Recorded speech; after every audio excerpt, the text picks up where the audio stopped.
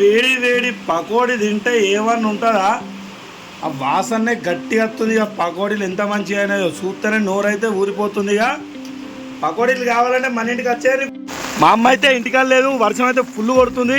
ఇక మంచిగా ఉడుకుడుకు బజ్జీలు పోసుకొని తింటే సూపర్ అంటే సూపర్ ఉంటుంది. ఇక దాన్ని అయితే ఎక్కడుందో పోయి తీసుకొని వస్తా. ఇక నన్ను అయితే తిడుతుంది కావచ్చు వర్షంలో బజ్జీలు గిజ్జీలు ఏంద్రా అని. రాజవ్వా ఓ అవ్వా ఏం చేస్తారు? మంచిగా అన్నారా తల్లి బిడ్డలు ఇద్దరు? బజ్జీలు వద్దు బా బజ్జీలు.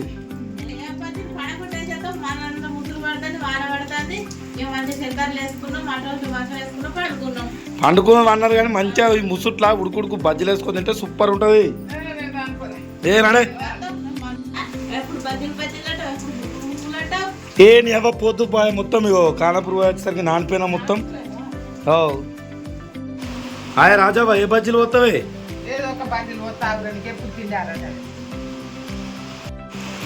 ఇది పోయి పానమంతా సలిసలి పెడుతుంది వర్షంకు.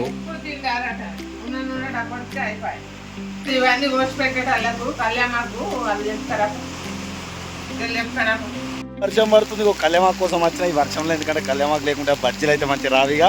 కళ్యామాకు ఆడ ఉన్నది కానీ డేంజర్ ఏరియా మొత్తం.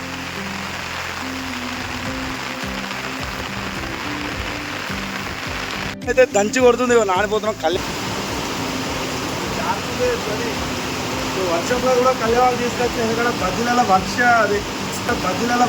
అది అదే ఈ మన బజ్జీల కళ్యాణ సూపర్ టేస్ట్ వస్తుంది.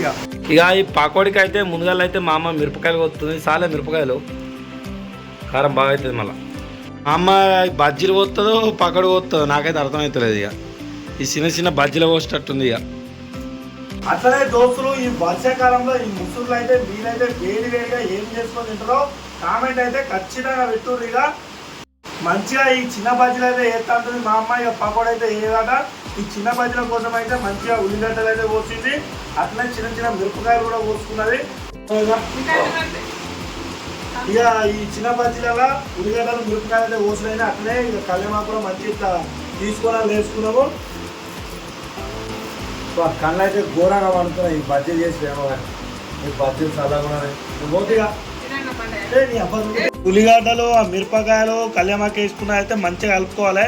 ఇవాళ కొద్దిగా అంత శనగపిండి అయితే ఎత్తుంది మా అమ్మ. ఫస్ట్ మొత్తం కలుపుకున్న వాళ్ళే కొద్దిగా అంత సోడా వేసుకోవాలి. అట్లనే జీలకర్ర ధనియాల పొడి కూడా వేసుకోవాలి. దాంట్లో మంచిగా టేస్ట్ వస్తుంది. ఇట్లనే ఉప్పు కూడా వేసుకోవాలి. ఇక ఉప్పు వేసుకొని కొన్ని నీళ్ళు పోసుకొని మంచిగా కలుపుకోవాలి. ఇక అట్లనే ఇక కొద్దిగా అంత బియ్యం పిండి కూడా వేసుకోవాలి. ఇక బియ్యం పిండి వేసుకొని మంచిగా కొన్ని నీళ్ళు పోసుకొని ఇట్లా మెత్తగా ఉండకుండా మరీ గట్టిగా ఉండకుండా మీడియంగా కలుపుకోవాలి. ఇక ఇవే బజ్జీలు అయినా ఇక ఉడుకుడు గురించి మస్తు వస్తాయి.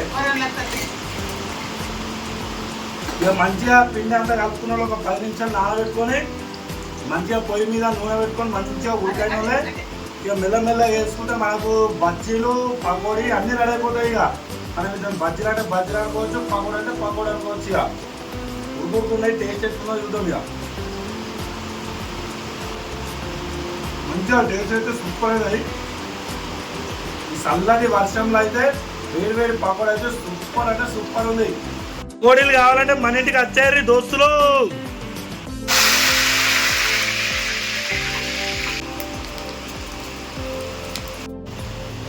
ఇక ఉల్లిపాయ పకోడీ అయితే రెడీ అయిపోయింది. మంచిగా వర్షం కూడా అట్లనే పడుతుంది. అంటే ఇది పకోడీ బజ్జీ అని ఎందుకు అంటున్నా అంటే 2 అనొచ్చు. ఎందుకంటే ఇది పకోడీలు ఎక్కేసింది బజ్జీలు ఎక్కేసింది. మనం ఎక్కనుకుంటే అట్లేగా మంచిగా ఈ చల్లటి వర్షంలో చిన్న చిన్న సింపుల్ పడుతున్నాయి. ఇక వేడి వేడి బజ్జీలు తింటే సూపర్ ఉంటుంది. ఇక